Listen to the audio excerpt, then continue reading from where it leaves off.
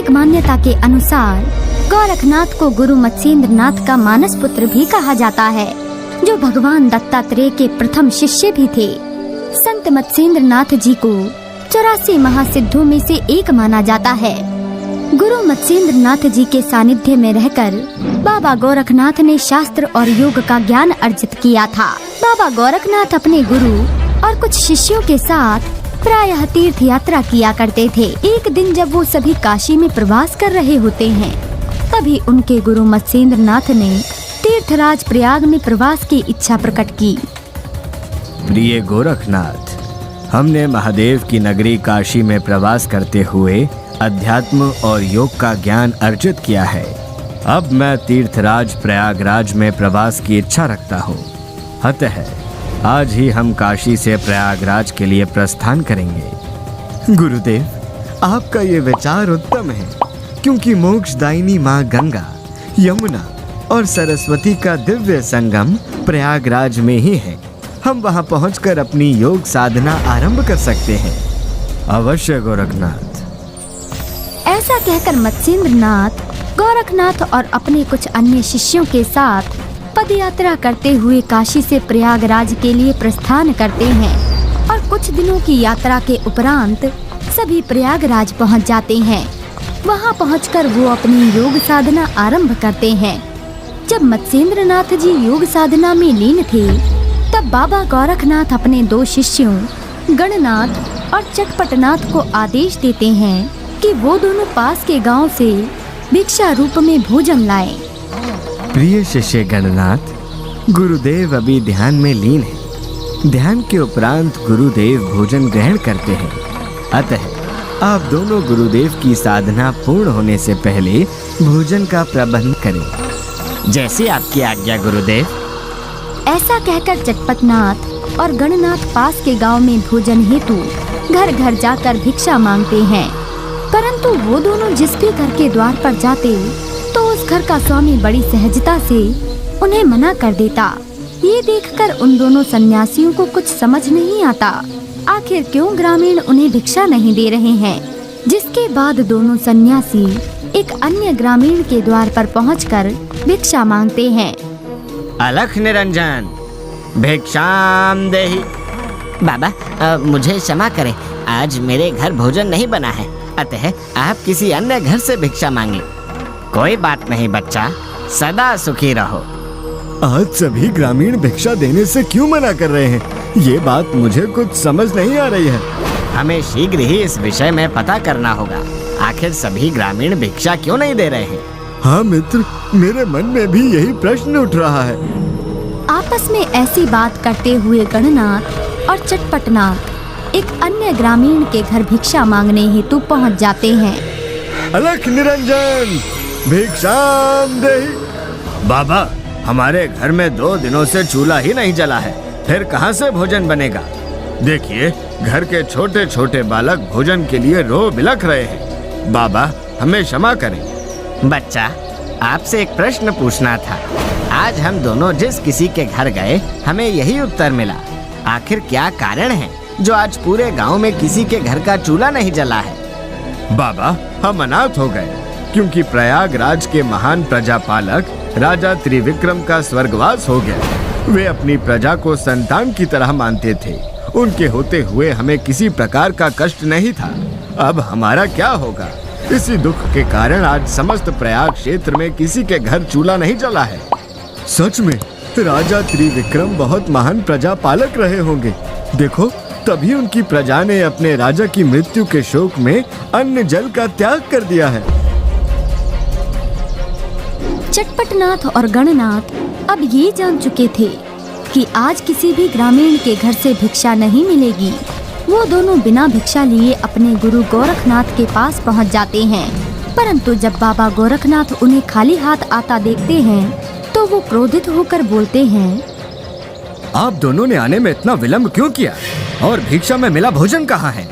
गुरुदेव, हमें क्षमा करें, क्योंकि जब हम दोनों ग्रामीणों के घर भिक्षा मांगने गए, तो किसी ग्रामीण के घर भोजन नहीं बना था, इसलिए हमें आपके समक्ष खाली हाथ आना पड़ा। आखिर ऐसा क्या हुआ ग्रामीणों के साथ जो उनके घर चूल्हा नहीं जला?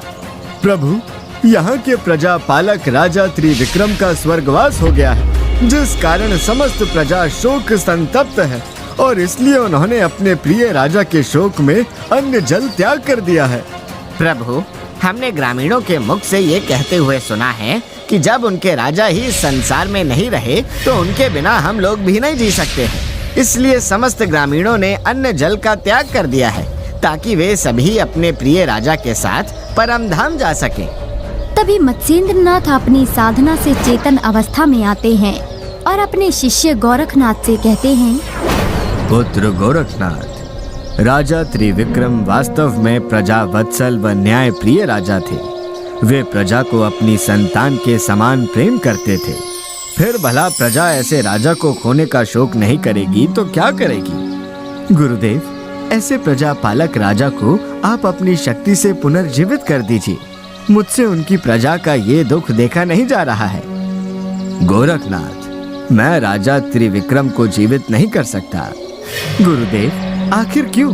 आप तो भगवान दत्तात्रेय के परम शिष्य हैं। आप तो 84 महासिद्धों के ज्ञाता हैं। फिर ये कैसी असमर्थता? गोरखनाथ, ये केवल मेरे सामर्थ्य में नहीं, अपितु किसी के सामर्थ्य में नहीं है। गुरुदेव, अगर आप ऐसे धर्मनिष्ठ और प्रजा पालक राजा को जीवित नहीं कर सकते हैं तो मैं राजा त्रिविक्रम को जीवित करूंगा। अगर मैं ऐसा नहीं कर पाया तो मैं अपने प्राण त्याग दूंगा। गोरखनाथ, आवेश में आकर तुमने ये कैसी प्रतिज्ञा कर ली? बिना सत्यता को जांचे तुम प्राण त्यागने जा रहे हो। गुरुदेव, अगर मैं ऐसी पुण्यात्मा को जीवित नहीं कर पाया तो मेरी साधना का क्या मोल? पुत्र गोरखनाथ, मैं तुम्हारा गुरु हूँ। अगर मैं राजा त्रिविक्रम को जीवित नहीं कर सकता तो उसके पीछे अवश्य ही कोई कारण होगा। क्या कारण जो मैं नहीं जान सका? गोरखनाथ, राजा की आत्मा ब्रह्म तत्व में विलीन हो चुकी है। अब उसे पुनः पृथ्वी पर वापस नहीं बुलाया जा सकता। परंतु बाबा गोरखनाथ अपनी प्रतिज्ञा पूरी करने के लिए अपने दोनों शिष्यों को चिता के लिए लकड़ियां इकट्ठा करने का आदेश देते हैं। ये सुनकर मत्स्येंद्रनाथ और उनके दोनों शिष्य दुखी हो जाते हैं। तभी मत्स्येंद्रनाथ गोरखनाथ से कहते हैं, पुत्र, तुम्हें नाथ संप्रदाय को और आगे ले जाना है, इसलिए अपना ये हठ त्याग दो। गुरुदेव, आवेश और अज्ञानतावश मैंने ये प्रतिज्ञा ली है। अगर मैं अपने वचनों की सत्यता पर खरा नहीं उतरता फिर मेरे इस ज्ञान और साधन का नाश हो जाएगा। अब यही मेरा प्रायश्चित है। गोरखनाथ एक हठी बालक की भांति अपने प्राण त्यागने का निश्चय कर लेते हैं। परंतु मत्स्येंद्रनाथ ये बिल्कुल नहीं चाहते थे कि गोरखनाथ अपने प्राण त्यागें, क्योंकि अभी गोरखनाथ को जगत कल्याण हेतु बहुत से कार्य पूरे करने थे। इसीलिए मत्स्येंद्रनाथ गोरखनाथ जी को एक उपाय बताते हैं। पुत्र, तुम अब अपना ये हठ त्याग दो, क्योंकि मेरे पास इस समस्या का एक उत्तम उपाय है। कैसा उपाय गुरुदेव? मैं कुछ समझा नहीं। पुत्र, मैं अपनी योग शक्ति से मृत राजा त्रिविक्रम के शरीर में अपनी आत्मा का प्रवेश करूंगा, जिससे राजा त्रिविक्रम पुनः जीवित हो जाएंगे और उनकी प्रजा के शोक का अंत भी हो जाएगा। फिर 12 वर्ष के उपरांत मैं अपने मृत शरीर में पुनः अपनी आत्मा को स्थापित करूंगा। प्रभु, आप ऐसा अनर्थ ना करें। आपके बिना हम सभी अनाथ हो जाएंगे। पुत्र, मैं 12 वर्ष बाद पुनः अपने शरीर में वापस आ जाऊंगा।